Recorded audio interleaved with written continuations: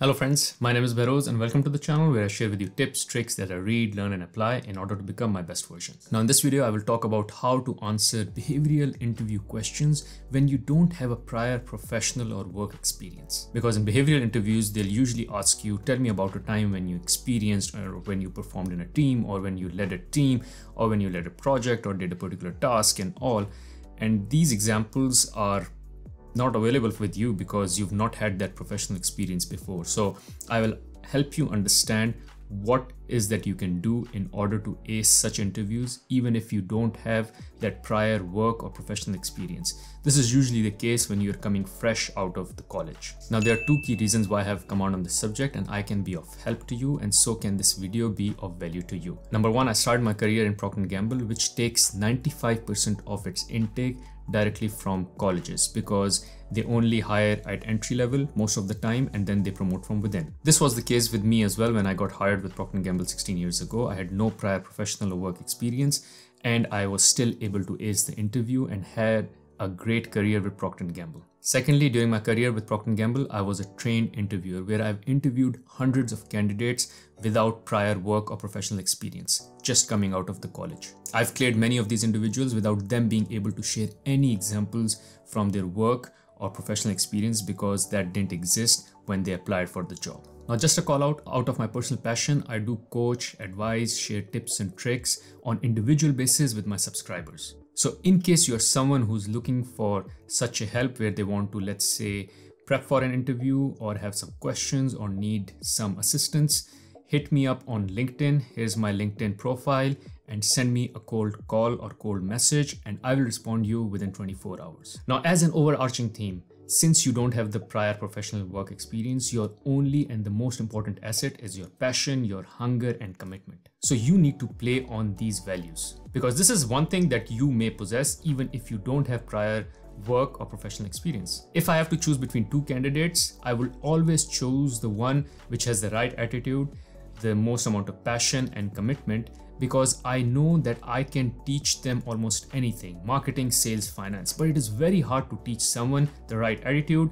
being passionate and being committed. So these values are your asset and you have to play these values in your interview. Now, before we go into the different type of ways in which you can address a behavioral question, let me just call out one big caution. Do not make up a situation or an example. It is okay to exaggerate something that you've previously done, but you cannot make anything from scratch. It will be something which will almost be impossible for you to manage during the interview because you will have to coordinate a lot of things, your eye contact, your gaze, being fidgety, sweating, and so on and so forth, because you will break up at some point while you're making the story and the interviewer will start to see through it. Under persistent and patient probing, even the good liars start to show signs of doubts, and that is where you'll start to lose all your credibility and honesty completely. And that is where the interview will just end. Plus, the interviewer may be interested in asking more questions and probing into the examples,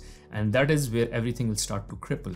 And additionally, there could be a follow-up interview where a similar question is asked or that particular example is probed again. And that follow-up interview can be with the different individual who's not easy, and that is where you'll start to break up and you lose the consistency between the answers that you've given previously and answers that you're giving now. So don't make up anything, don't lie at all, just keep it simple and follow the strategies and the ways that I have in this video, and that will help you just succeed the interviewer very easily. Now let's quickly talk about the ways in which you can answer a behavioral question and ace it. So one is to make use of non-professional examples. They can be from sports, volunteering activities, projects in college, organizing events, even so much so if it's an event that you were organizing within your friends, let's say a camping event or a tour to some other country or city, and how you went around organizing that particular event. The example doesn't have to be very shiny and big. It just needs to demonstrate the kind of skills that the interviewer is looking, and as long as you can assure him that the skills that he's looking or she is looking, you can demonstrate them even with a small example, that is all that is required. Because remember, it is helpful to think what is that the interviewer is actually asking in that particular question. So even if he goes like, tell me about a time when at a workplace you did XYZ, there are particular skills that they are looking into that you need to just assure them that you have delivered in your personal or your college or your volunteering life. For instance, they're looking to see that once you join their organization, would you be able to demonstrate leadership? Would you be able to implement ideas? Would you be able to manage conflict? Would you be organized? Or how would you deal with a particular challenge as and when it occurs on a given day at your workplace? So your job is to find a way to get close to assuring the interviewer that you can demonstrate those behaviors at the workplace because you've done them in your personal and in your college life. Another way could be to reframe the question. Now let me explain this by using an example. So let's say you are asked, tell me about a time when you were leading and influencing the direction of a team and had to overcome significant change. So now there might not be any instance or example in your mind where you overcame a significant change. So here you need to first think through as to what the interviewer is trying to ask. He or she is actually trying to gauge or judge you on your leadership skills. So you can give any leadership example where you managed a team and upfront call out that I may not have an answer to the exact question that you have asked, but I have a very good example where I led a team or I led a project or I led a situation.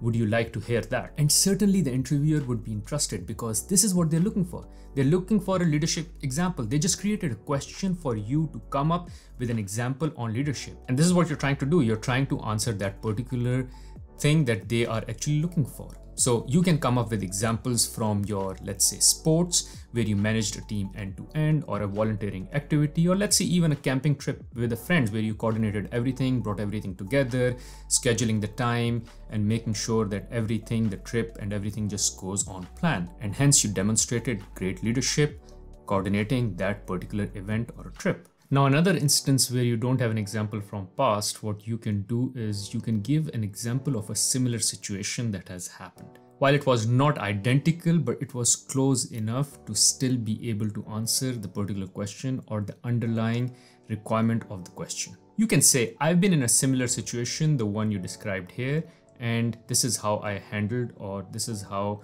I managed the particular situation. Now let's take an example to elaborate my point. So for instance, you might be asked by the interviewer, tell me about a time when you worked with a difficult personality. So for instance, here you might not know of a situation where there was someone difficult you work with. However, there was a situation where you worked with someone who could not put the committed number of hours or the effort in the project because of their personal situation, which was limiting them from being able to contribute their best or to their fullest. Because the strategies and the approach required to manage someone who is difficult or manage someone who has a handicap and there are other challenges is kind of very similar. So essentially, even with this example, you will be able to answer the underlying requirements of the question for the interviewer. So for instance, here you will answer how you will step up personally or step in personally to take up more work, how you will reprioritize the work. So there might be certain work that you reprioritize and say, okay, we won't be doing all of this stuff, which is not so important, and because we have less resources. Or you will redistribute the work within the team and how you go about redistributing the work based on the strengths of different people in the project team or their capabilities and so on and so forth. Now, another way you can make use of is to say that it was not me who was part of the particular decision making when that particular situation happened.